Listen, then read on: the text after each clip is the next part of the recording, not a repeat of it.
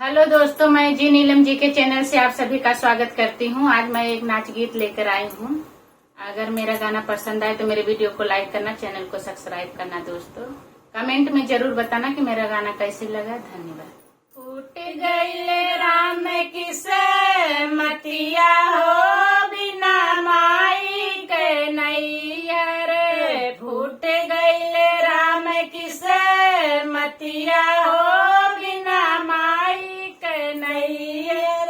मैया जो होती खबर मोरे लेती, मैया जो होती खबर मोरे लेती। भाभी ना दे अकवरिया हो, बिना माई के नैहर। भाभी ना दे अकवरिया हो, बिना माई के नैहर। फूट गईले राम किसे मतिया हो, बिना माई के नैहर।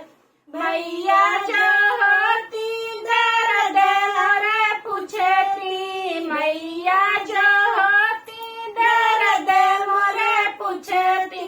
भाभी ना